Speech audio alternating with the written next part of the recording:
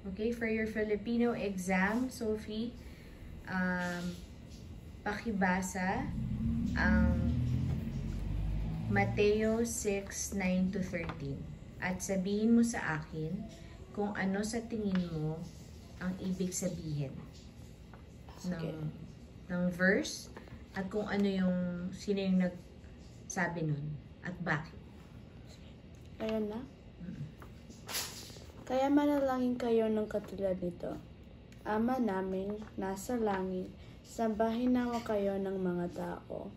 Naway magsimula na ang inyong paghahari at masunod ang inyong kalooban dito sa lupa tulad ng sa langit.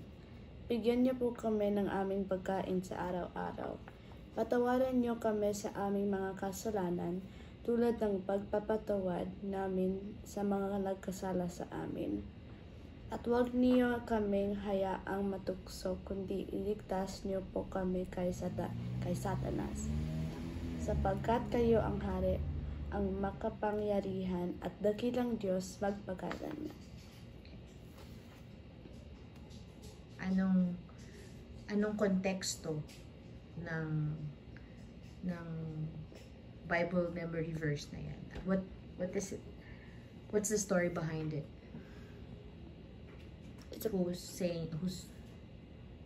telling who what? Jesus.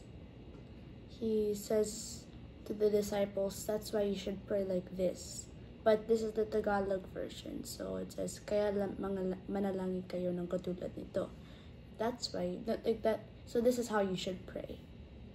And then he says the prayer, Ama naming nasa langit, our Father who art in heaven. And so what he's saying is, kaya mo ba yung Tagalog? Ng salita? Siguro hindi lahat. Oh, sige. Okay ba? Go. Sorry. But that's what I'm saying. What he's saying it's just the simple story behind this is that he's just telling the disciples on how to pray because they asked him. And which is why he tells them this. Okay.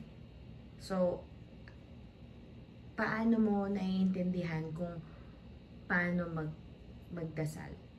Sisimulan mo ng ano? Paano mo sisimulan ang dasal mo? Siguro base sa memory verse. Namin nasa langit na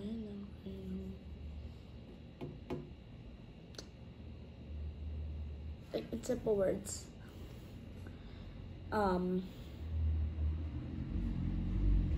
of like how I understand it or how I look at it. Yeah. Siguro it's in a certain order that Jesus says it. I think it was similar to the Acts kind of prayer. Okay. Acts. Yeah. Acts stands for adoration, confession, thanksgiving, and supplication. And this could be it.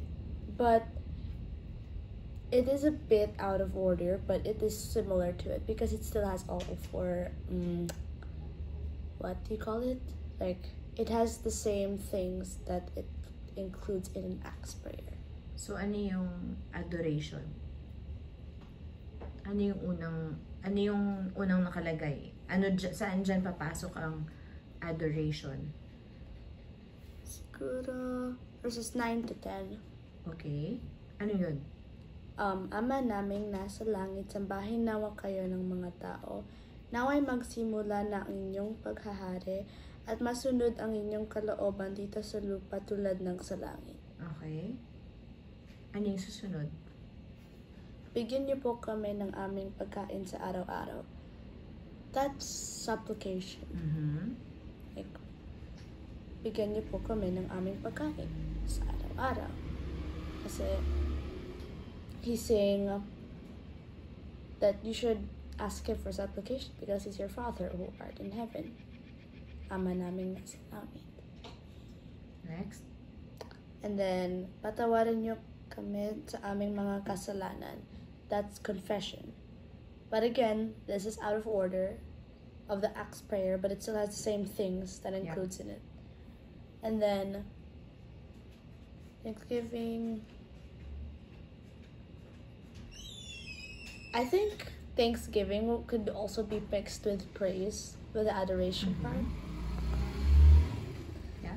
Like, thank you. So, like, salamat, O Diyos, for this.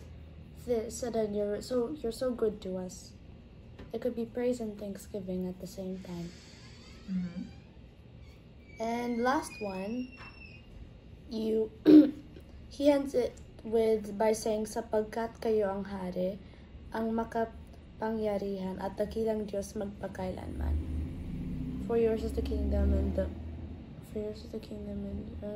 the glory forever and ever. Amen.